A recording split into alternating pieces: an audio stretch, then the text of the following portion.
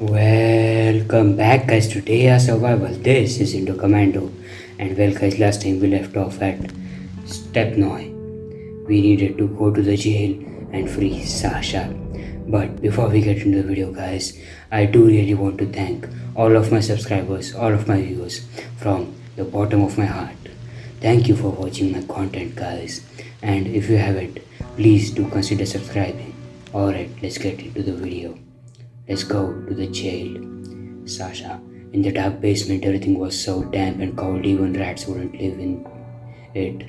In the torchlight behind the thick bars, I saw 3 solid wooden benches. Sasha was sitting on one of them. The guard let me go up to the cell while he went for a smoke outside. Sasha. Hearing my voice, Sasha raised her head, grimaced, as though from a sudden toothache. You, I hoped you were dead. You shouldn't have held out hope. You should have fired while you had the chance, but you couldn't. Huh? What is this now? You couldn't kill me. The last thing I remember is the silence. You hesitated. You could have killed me straight and run, but you stalled. Boris came and wounded you. You idiot. I was savoring the moment. You couldn't do it. Sasha snorted and turned her back. The torch briefly illuminated her arms, which were covered in bruises, fresh bruises, very fresh. Think that if it's going to make you happy. I don't give a shit. Tomorrow they're going to shoot me. Who did this? Did what? Your arms. Did they beat you? And why shouldn't they? Did you think they would go easy on me? Judas? Bitterness seeped into her voice for a second. Well, Boris didn't go easy on me, but why? He wanted to know who killed his pride and joy. Vasily, I didn't tell him. Sasha chuckled murderously.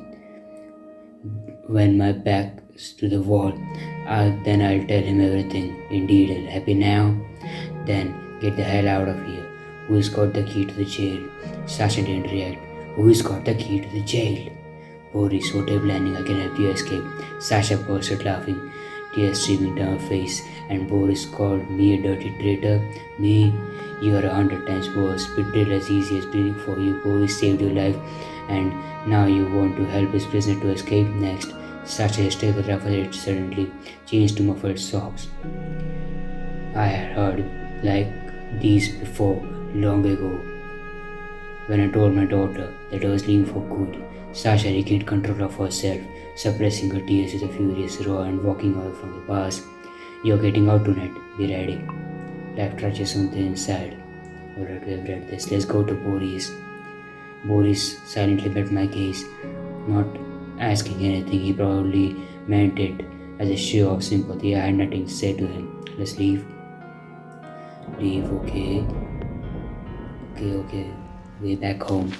It was crazy what I was thinking, but the more I considered it, the more I was filled with a sort of sick certainty that I was right. Sasha hadn't killed me when she had the chance, and I wasn't going to let her life end in front of a firing squad. No, it couldn't happen. Boris and the others could condemn me, hunt me down, but I had to get Sasha out of there. We'll go far away from here, and when the danger dies down, I'll finally learn the truth. Step 9. Playing with fire. Start quest. I can't have weapon.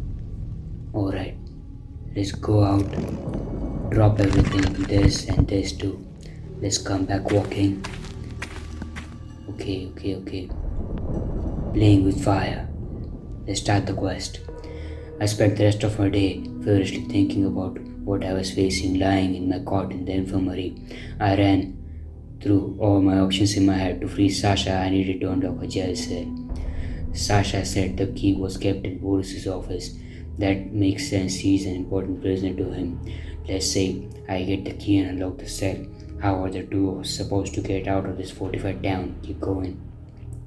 First things first, I need to plan to get some weapons. All my belongings are still in the car, but I can get a gun from there. Outside, the boys are prohibited from carrying weapons inside the town. Sentries are patrolling around the parking lot and the gate.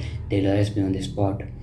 The second problem is that even with weapons, Sasha and I can't find off all of step 9, and we can just sneak out under the mage's order. A small contingent of soldiers stay awake all night to ensure that the garrison is ready to fend off a bandit attack at any time of the day or night. Keep going.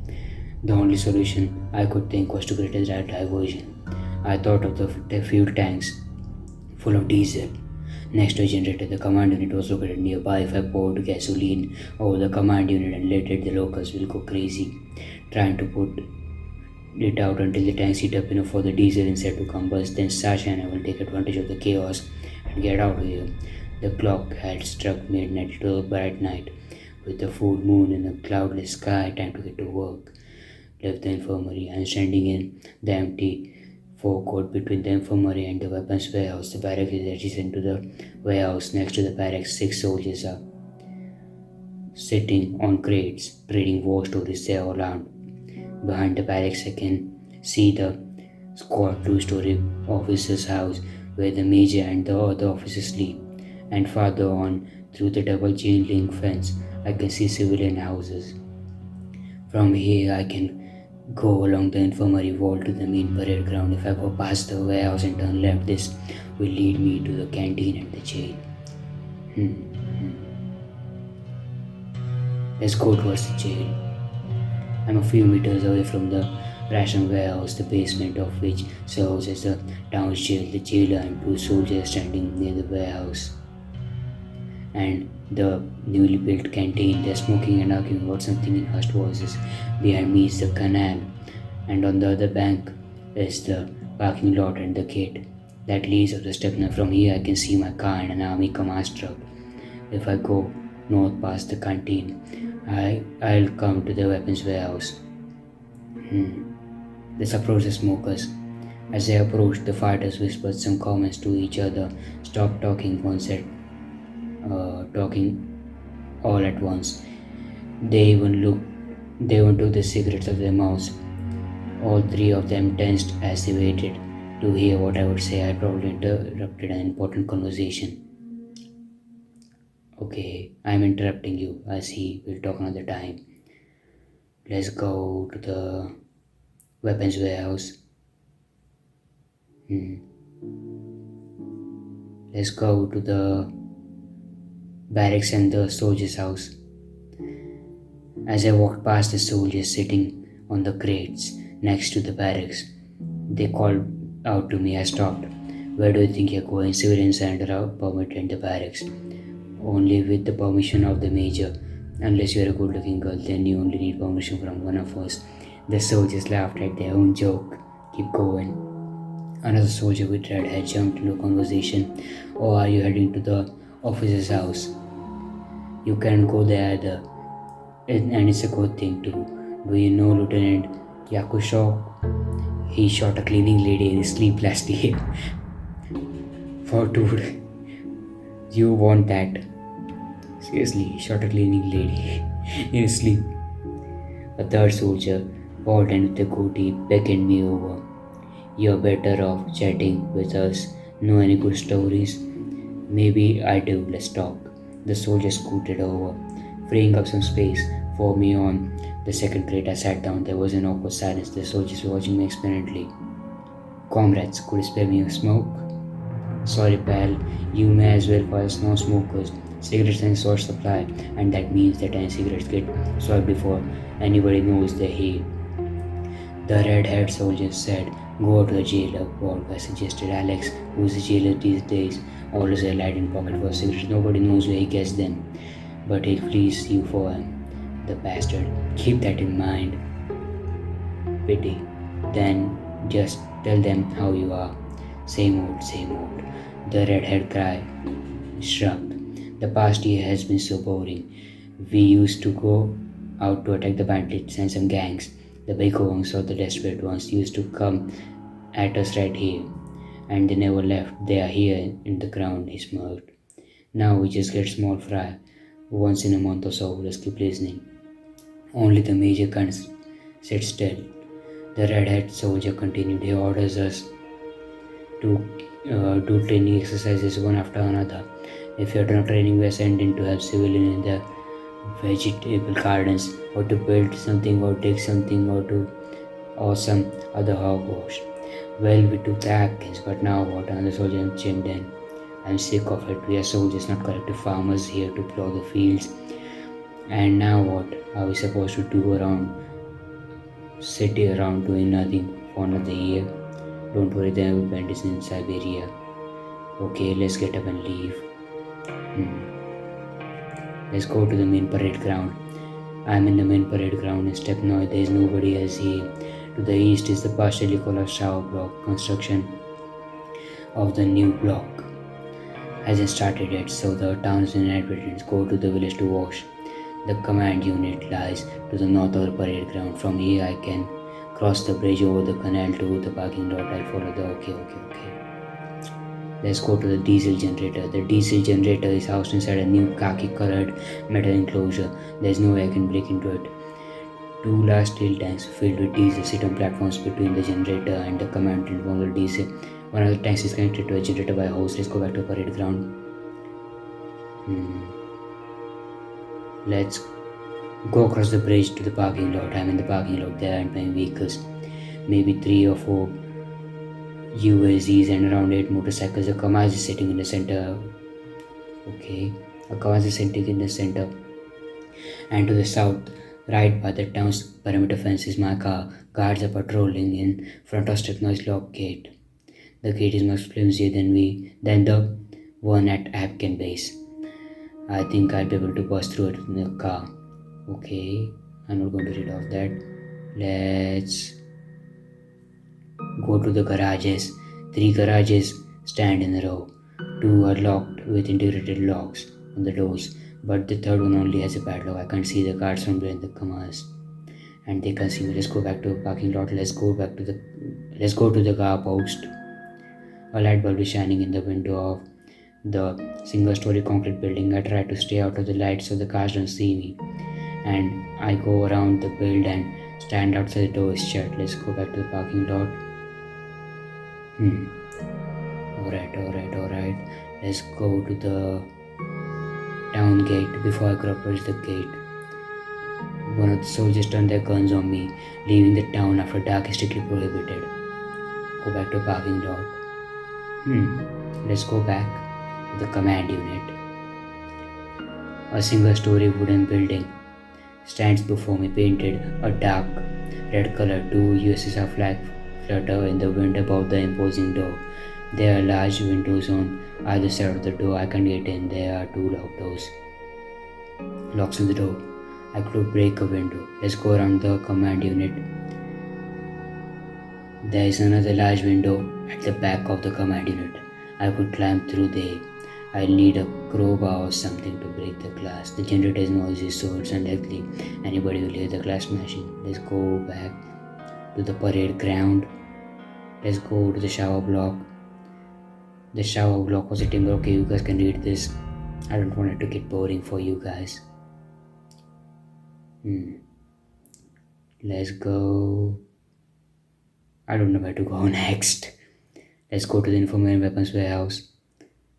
Let's go to the main parade ground. I don't know. Hopefully I'm not running around in circles. The colonel is ready. Okay, I clicked it on accident. Let's go to the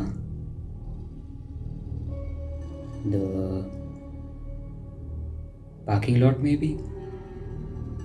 Let's go towards the garages. It's locked. Let's go back. Let's go to the Kamaz. Seeing that I was headed for the car, one of the guards ran up to me and blocked my path. I'm sorry, but tonight the use of vehicles is prohibited. Special order by the major. What do you mean is my car for personal use? The major said no exceptions. Please move aside. Listen, I'm not planning to start it. I just need to get a few things, not weapons. Don't worry. Using it in any way is prohibited. I couldn't believe that what I was hearing. Where did this ban come from? And why tonight? The guard's assault rifle made a pretty compelling argument though. Let's go back.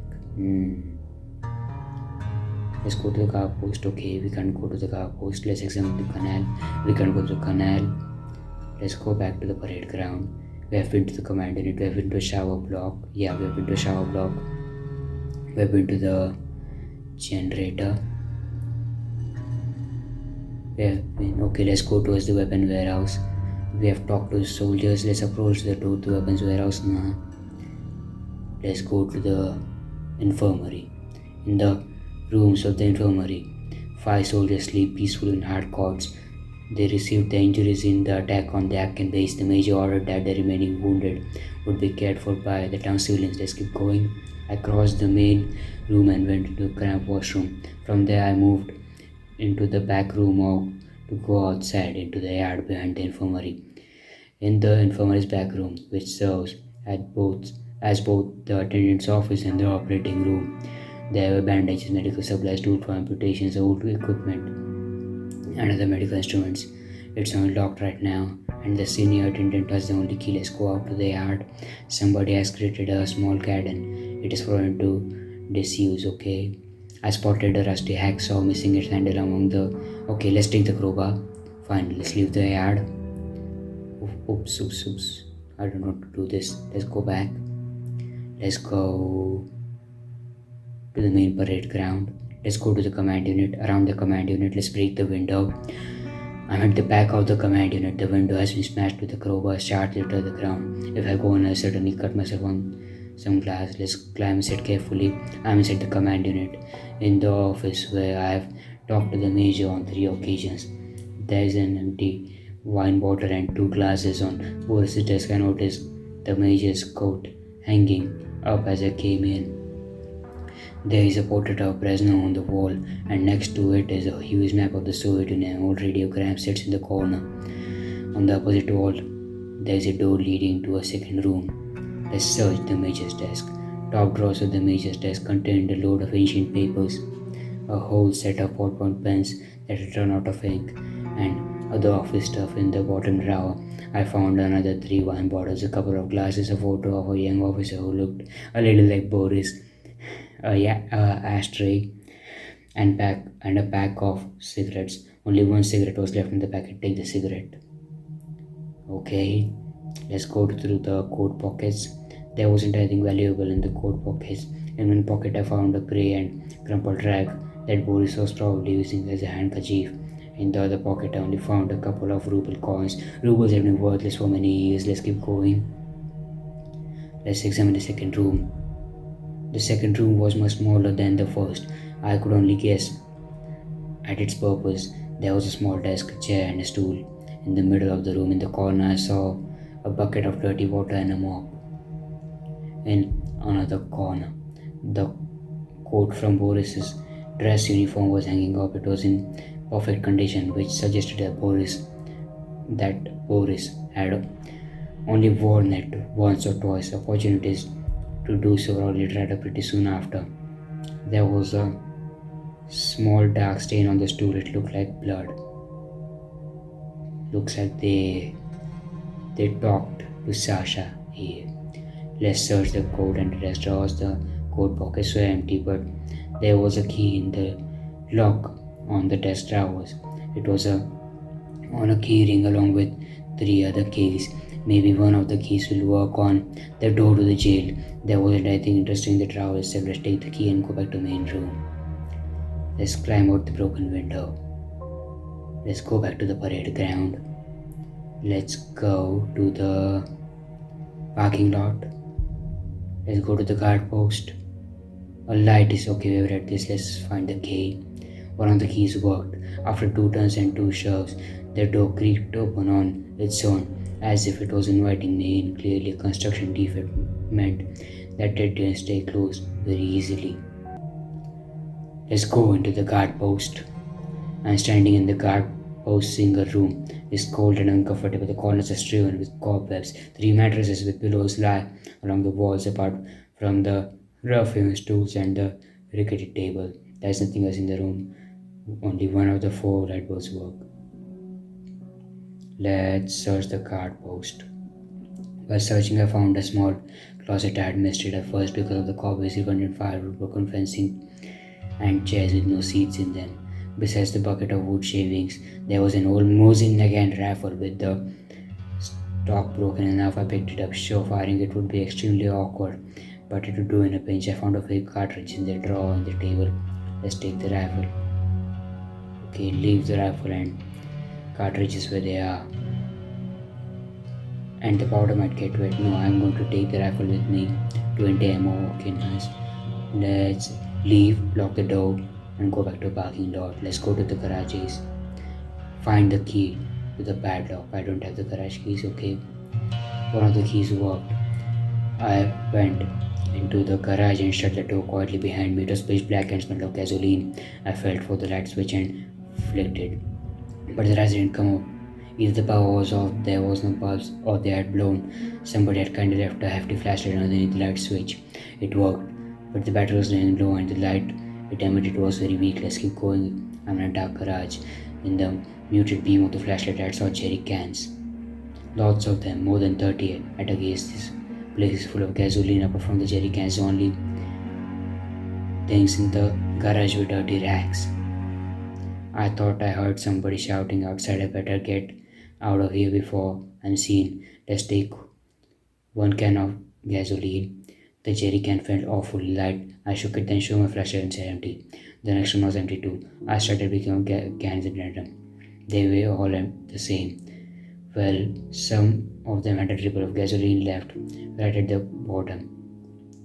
Looks like gasoline is stored in a different garage, and this is where they bought the empty cans stuffed up. Pour the leftover gasoline from the other jerry cans into one can. Pouring gasoline from one can to another in total darkness while trying to be quiet and not spill a single drop was an almost impossible feat. It felt like it took forever. But when I finished, a stank of gasoline, my face and hands were smeared with the stuff, and I only had 5 liters to show for all my hard work. But it was better than nothing. Let's keep going. I'm in a dark garage. Okay, we got some gasoline. Let's go back to the parking lot. Let's go to the main parade ground. Let's go to the... Okay, where do we need to go next? Let's... Oops, no, not here. Let's go in. Pour gasoline over the room. There wasn't all that much gasoline in the jerry cans, so I took pains when pouring it. I needed to cover as much space as possible. The building was made of wood, and I wasn't sure that the fire would light quickly. I couldn't let the locusts put out the fire before the whole building was burning and the diesel tanks were at risk of combusting. I need to get out and light it up. Let's keep going. Let's climb out the window. Let's go back to the parade ground. I know that the smokers have some cigarettes. Okay, so where are the smokers? Let's go to the bridge. No, not here. Let's go back. Let's go to the weapons warehouse. Let's go to the jail. Approach the smokers. Got a light. The jailer sighed in relief and pulled out a lighter out of his pocket. Sure, now do us a favor and let us talk in private. We have a minor conflict to settle. He lit my cigarette, put the lighter away, and made a show of waiting for me to go on my merry way. Spent cigarette, got lit cigarette. Thank you, you really let me out. Yeah, you really let me out. Let's go to the weapons warehouse. Let's go to the main parade ground. Let's go to the command unit. Let's throw the lit cigarette inside. It seemed like the cigarette hadn't even hit the floor before flames rose up and I was hit by a wall of unbearable heat. I needed to find somewhere to hide and wait until the fire spreads to the whole building and somebody raises the alarm. Initially, I had considered doing it myself, but I soon abandoned the idea. Going around yelling the fire would be too suspicious. The fire will distract the people who step near, but my task will be extremely difficult. Either way is done. There is no going back now. Keep going. Tip: if the survivor can make it through the army town without directing attention, it will be easier to free Sasha and flee. But remember, time is of the essence. Let's hide behind the diesel generator and wait. Let's run to the informant hole up in the washroom. Okay, let's not hide behind the diesel generator. It does not seem like a really good idea. I ran to the infirmary and went into the washroom to wait. Watching through the little window, the fire got much faster than I expected. In less than 10 minutes, the silence was broken by wailing silence. Somebody had seen the fire. I watched as people swarmed over the burning building, mostly half-dressed soldiers. The officers were running around giving orders for fighting the fire. There weren't enough buckets, and getting water direct from the canal would be very difficult. Let's keep going. Yeah, the canal is 4 meters deep, and there's only 2 meters of water in there. Then the door was thrown open, and a crowd of people carrying buckets rushed in. That's when I spotted the faucet right next to me. Of course, I was in the washroom. I sprinted out the back door into the yard. Had somebody noticed me? It was possible. Wait for the right moment. Go around the informer and turn to the jail. Fortune was smiling on me. I didn't meet a single person. As I ran through the town, all the personnel were busy putting out the fire. My plan was working, and then, as if to mock me, at the rations warehouse, I crashed into a jailer. He looked at me in shock. What are you doing here? Didn't you hear the silence? The command unit is on fire. Everybody was trying to put it out. The jailer stared at me in confusion. I heard the siren, but the prisoners had to be washed no matter what's going on. Is the rules? He slowed down. What are you doing here? Anyhow, why aren't you putting out the fire with everybody else? Boris sent me. He told me to get buckets from the kitchen. There are plenty of helpers, but not enough buckets to go around. Attack the jailer with the bare hands. Knock out the jailer with the crowbar. Shoot the jailer.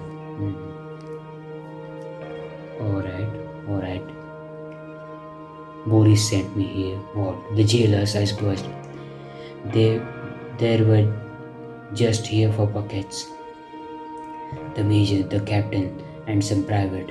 They took everything out of the kitchen and the warehouse. You're pulling the wool out of my eyes. Auntie, what are you really doing here? The jailer's hand reached towards his rifle. The time for talking was over. Let's knock out the jailer.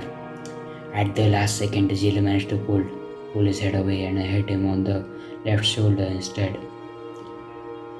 He didn't stagger. He just swung and drove his fist into my stomach. And then he hit me twice with the butt of his rifle. I fell and lay still on the ground, but I gripped the crowbar tighter in my hand. -10 health, fractured ribs, okay. Doesn't sound good, let's keep going. After deciding that the danger has passed, the jailer slung his rifle on his back and leaned over me this time. The crowbar landed perfectly. The soldier dropped like a ton of bricks, grunting in pain. I dragged myself to my feet. I hope nothing is broken. I wonder if the jailer is just out for the count or if I fractured his skull. Let's search the body. Let's hide the body. Okay, let's search the body. He had a rifle. Surprisingly, the jailer's pockets were completely empty. I didn't even find the lighter he used to light my cigarettes the last time we met.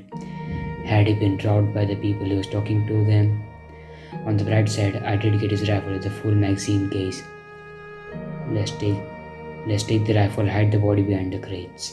I hid the body in the corner of the warehouse and crept back outside to check that there was nobody nearby.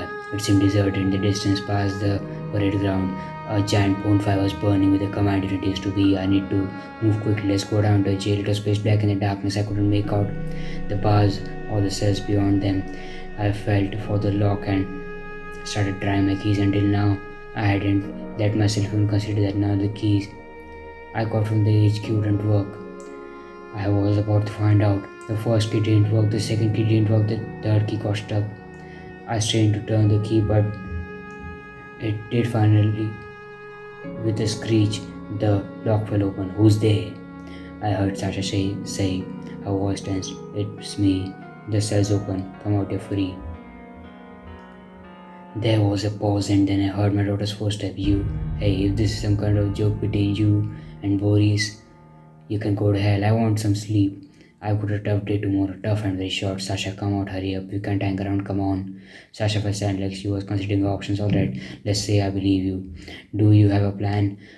How do you plan to get out of this soldier-infested town? For starters, take a gun. You might have to fight, but don't dare fire unless I tell you to. Give Sasha one of the rifles. You're either insanely brave or insanely stupid. Sasha laughed, taking the weapon. But there was an undertone of respect in her voice. Just don't start telling me when to shoot and when to stop. I know what I'm doing. You have no idea the hell I've been through. Okay, we gave her the broken rifle, I think, with the 20 cartridges from the guard post. Hmm. You went through hell saving your own skin. I went through hell trying to find and save your mom. But it worked, Sasha mocked. And now I'm saving you from the firing squad, risking my own life in the process. Maybe you could pretend to be the least grateful. Sasha clearly wasn't enjoying the conversation anymore. So you gave me a gun, now what? Sasha curtly. We're getting out of here. I'll tell you everything on the way.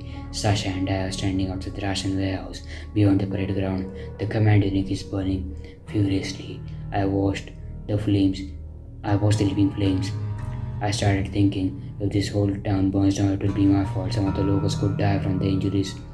But even so, I still couldn't have done anything different. I couldn't let him kill my daughter. I couldn't. In the east, over the canal, my car sits gleaming in the moonlight. We don't have much time. I need to decide my next move. Let's run to the side of the canteen. We hurried along the canal towards the canteen. We paused to catch our breath at the door. Then started for the weapons warehouse. When Sasha grabbed my arm and pointed at something up ahead, 2 soldiers were coming towards us from the direction of the barracks. They were running and could catch sight of us at any moment. Let's. Alright, one of them is unarmed. No, both of them are unarmed. Okay. Let's aim the rifle and order them to stop. The soldiers stopped dead. They were about to ask a question, but then they saw Sasha. They exchanged a look in silence. He broke her out, they asked quickly, his eyes never leaving the rifle. The first person to make a noise gets their brains blown out. Come on, let's not do anything stupid. You're not leaving Step No alive, remarked the bald and the bearded soldier. Surrender and no one will get hurt. No one will get hurt. Sasha replied, that's awfully brave. Too brave for somebody being held at gunpoint. She turned to me. Now what are we going to do with them? Shoot both? Tell Sasha to knock them out with the crowbar and tag the Boris into Russian warehouse. Force Boris to the jail and then lock him in. Okay, I'm not going to shoot them both. They're both unarmed. And I'm a man of ethics. I can shoot unarmed people. Okay, I can't tell Sasha. She's awfully adventurous. And they're going to get killed. Let's lock them in the jail. After dealing with the soldiers, we continued on a journey to freedom. I noticed that Sasha was looking at me funnily. What are you looking at? You're such a goody. I don't get how you survived this long. The wasteland is no place for good intentions. If I were you, I would have shot them both without thinking. You're not me, and thank God for that. But listen up, this was. And you let them leave, people will notice them missing soon. Let's deal with one problem one at a time. I gritted out. I speed up and go past the weapons warehouse to the infirmary. As soon as we reached the infirmary doors, I realized how tough it would have been to reach the parking lot without being seen. There were about 100 people standing in the parade ground, passing buckets filled with water from the canal along a human chain. What now? Sasha asked early. In lieu of a reply, I pulled her into the infirmary's washroom. The bedridden patients saw Sasha and were about to cry out, but I threatened them with my rifle. I thought you had everything under control, Sasha said icily. Hold up here till they find us. That's your big plan. Be quiet, I told her. We can run across the parade ground. What can we do? Hide in the back room and wait. I was pulled away from my feverish thoughts by the sound of the infirmary door creaking open. Somebody walked in. I spied the lieutenant through the gap in the door. He looked terrible. His clothes must have caught fire and he rolled around on the ground to protect his face and arms were horribly burned. The lieutenant was clearly heading to the attendant's room where the medical supplies were kept. Keep going. Sasha and I ran into the garden, closing the door behind us. I would wait for the lieutenant to get medical supplies and leave, but instead the door to the garden was thrown open suddenly. The lieutenant stood in the doorway, spotted Sasha, and raised his rifle. One of the patients must have told him about us. Let's knock out the lieutenant. But Sasha was faster. The speed with which she grabbed the rifle and shot the lieutenant in the stomach was simply superhuman. If I hadn't seen it with my own eyes, I would have believed it. The lieutenant dropped his rifle, moved back, and slowly sank to the floor. Sasha turned to me and made a gesture of invitation. I didn't know what she meant. Then Sasha waved her hand, coolly stepped over to the injured lieutenant, shot him in the disfigured face. Okay, so she fired her rifle twice. That should have alerted the whole town. Was it necessary? You think you're going to teach me morals or something? Sasha snarled. Go to hell. Life has already taught me all I need to know. He wouldn't have done anything to us. Oh really? Sasha lifted the hem of the dead man's shirt and saw the handle of the gun. You're saying that snake couldn't have hit you from behind if you had the chance?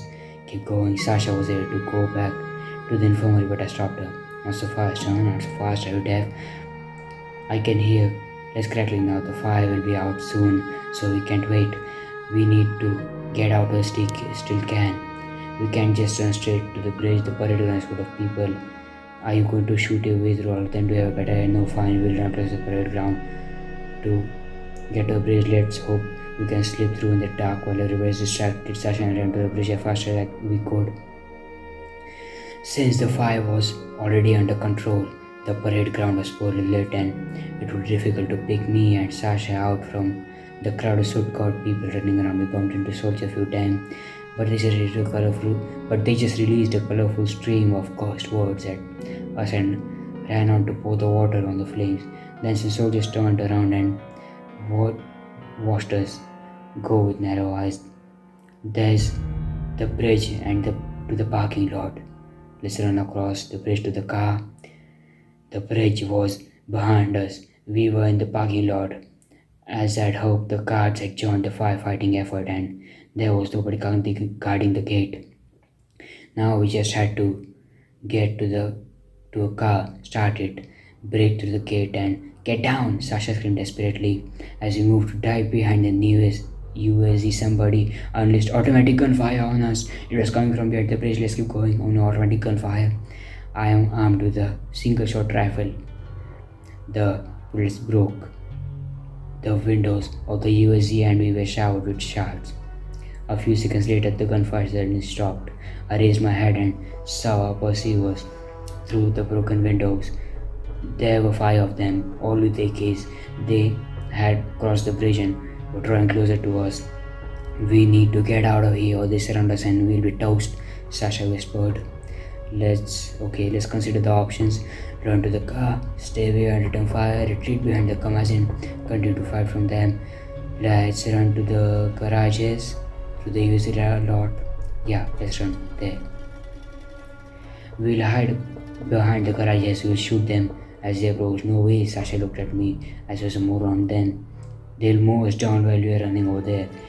You run from the left, I run from the right. 3, 2, 1, go. Unfortunately, our plan didn't work. Our opponent saw us and opened fire in unison. We had to hide behind another USZ, okay? Wait for the right moment and open fire. Let's fight. We have 20 shots. There are 4 soldiers with AKs. I'm injured. I have Sasha by my side, my doggy by my side. Let's go to cover. Alright. I know that my Sasha can't get killed. That's for sure. She ain't going to get killed. Let's go here. Can I shoot this guy? No, I can't. Alright, let's just shoot the barrels. Alright. Can I move my dog? Oh no, I can't move my dog. I think I should use my taunting abilities on them. Hopefully they're going to go for her. All of them. Oh no. Let's shoot this guy. Let's go back here. Alright. The guy with the 9 HP. Okay, let's fight him. We can go all the way over to that guy. Hopefully this works out just fine. Oh no. My doggy better not die. There we go. One of them is down. Hopefully I can take the other one down. There we go. 2 of them are down. Okay. seems like an equal battle right now. Okay, they're just missing her. Very nice, very nice. Let's get out of our cover. Shoot this guy. Okay. Oh no, she missed. Okay, anyways, let's bite him. Okay, that guy's dead. Manageable. Can I get the rifles though? Yeah, I think I should get the rifles. Who knows what will happen further on in the quest. Okay. Let's move this guy here. Let's bite him. Let's move out our cover. There we go. Okay, we didn't get anything. After finishing off our opponents, we dragged ourselves to the car. Sasha dived into the cab first, and I followed. We had only one tiny thing left to do, break through the gate. I put the key in the ignition, turned it, and nothing happened. What the hell? I tried to start the car over and over. It was no use. I threw myself back in the seat and rode with dumb helplessness. We were going to be caught because of engine trouble of all things. Let's try again. It was of no use. Oh, no. No. They're here, Sasha laughed bitterly, and we were so close. She got out of the car, walked a few meters toward the gate, and immediately came back. We've got a minute to come up with something. There's a squad on the bridge, 10 or 12 guys all around, and Boris is with them. Let's keep going. What are we going to do? Surrender, or would you rather shoot yourself in style? Sasha said with a sad, worried smile. The soldiers weren't visible from the car. The Kamas and USEs that lay between us and them. I adjust my grip on the rifle and open the door. Where the hell are you going? They'll destroy you. Keep going. Now we'll see if they love their commander as much as they say. I replied, are you nuts? My plan was insanely risky, but I couldn't think of any alternatives. I ran around the motorcycles and reached the Kamas, where I dove underneath them, hid behind the wheels. The soldiers had just rounded the cab and were moving towards the vehicles when I pointed the barrel to the major's back. Freeze, drop the weapon now. The soldiers raised the rifle, but Boris raised a cautionary hand. Then he smoothly dropped his own rifle on the ground and turned to me. In the look he gave me, I couldn't detect a hint of fear, only cold focus. I wish I could be self-possessed as this man. What do you hope to achieve here? He asked in a tired voice. We are 11 people here, all armed. You are not leaving here alive. You too, Boris. You will keep us company in hell. I am not afraid of death, but what's the point? Why don't you settle this peacefully? Surrender right now, and I promise to spare your life. After everything I've done, I don't believe you. You are entitled to keep your skepticism, but you have got no other way out. Yes, you are coming with me. The others can keep a low profile. Boris narrowed his eyes. What if I refused? Then you'll get a gift, a fatal one. None of you will outlive me by much. We haven't had anything else to lose in a long time, Major. Boris scratched his grey head. Then he nodded and set off towards the vehicle. I followed him, keeping my gun trained on him. The squad hung back by the commands, their eyes full of hate, drilling into my back. The Major scrambled clumsily into the back seat. Sasha turned around and pointed her rifle at his head. Where are we headed? Boris inquired in a surprisingly calm voice. Start the vehicle. The vehicle just sputtered. I tried again, with the same result. Step now as a good mechanic if you need one, Boris said, permitted himself the little joke. I turned the key in the ignition with such fury that it bent a little. The vehicle sputtered again, and the engine roared to life. Not believing my luck, I gave it gas. We raced forward, drive toward the gate. Hold tight, shouted Sasha. The vehicle smashed into a gate at full tilt. The collision shook us, but as I suspected, the hinges didn't hold. We broke through. The military town was behind us. Drive away. After about 10 kilometers, we had hit top speed. Then I sharply pulled in to the side of the road. You can go back to your people, I told my prisoner, or wait here for them to find you. I think they're already looking. You actually didn't go? Sasha asked in shock. Are you jealous? I've been waiting this whole drive for the moment I'd get to blow the jackass's brains out. Enough, I yelled at her. Keep going. Boris turned out, but he didn't leave. Instead, turned to me before I go. Can I ask you something? I caught her out of the car, slamming the door shut. Sasha muttered, "Oh, sure, let's hang around until the whole of Stepna shows up. What is it that you want to know, Boris? Spit it out. I want to ask why. Why what? Why did you do it? Why did you set the command unit on fire, kill my guys for what?" I was surprised to find that there was no hatred or judgment in his face, just sorrow. And it made me angry. Keep going. What lengths would you have gone for your child, Boris, for Vasily? You'd do anything for him. But what if he was a traitor? What if he's a traitor? Remember, you said that you would kill your own son. I have only one thing to say to that. Oh gosh, Boris didn't respond right away. You're wrong. I think I would have killed him, but I couldn't have left with myself after. You did a different choice, and I can understand why you did it. I spat contemptuously. No, I think you can. I can, Boris replied with more certainty. I'm not excusing it, but I can understand. Then I started laughing in his face. My frayed nerves had finally snapped. My laughter was bitter and frightening, so frightening that Boris flinched. You are not excusing it.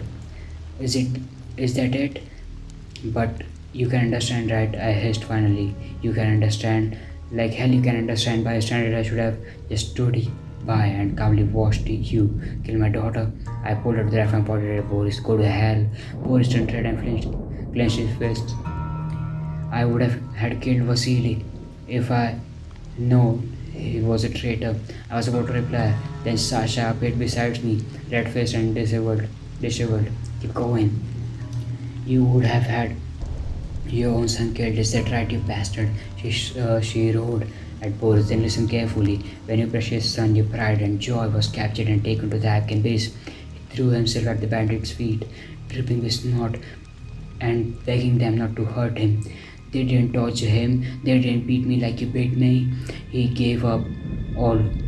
He gave you all up and told them everything he knew. The number of soldiers in Stepnoy, the armament, the defensive fortifications, the weak spots. He even offered to show them. What do you think of that? Blood was dripping from Boris's face and his hand trembled slightly. Let's keep going. It was me, Sasha continued in frenzy. I was the one who killed your son. I slashed him open like a pig with these hands. What do you have to say now? That it wasn't fair, that it wasn't justice. Your son was a traitor and I got my revenge. You said it yourself. You would have killed your own son. You would have killed him yourself. So why are you looking at me like you had my guts? You should want to kiss me. Keep going. A shot from the Makarov handgun interrupted his speech. Boris was still holding the gun when Sasha slumped against the car door, moaning. The bullet had hit her in the stomach. I pulled the trigger on the rifle. Boris flinched, dropped his gun, and slowly fell to the ground. Keep going. I ran over to Sasha. She was still standing, hunched over, pressing her hand to her stomach. Everything later. Let's go, hurry. She whispered weakly. I tracked her gaze. Black dots had appeared on the road, coming from the military town. I didn't waste any time. I laid Sasha on the back seat and started the engine. I turned around one last time. Keep going.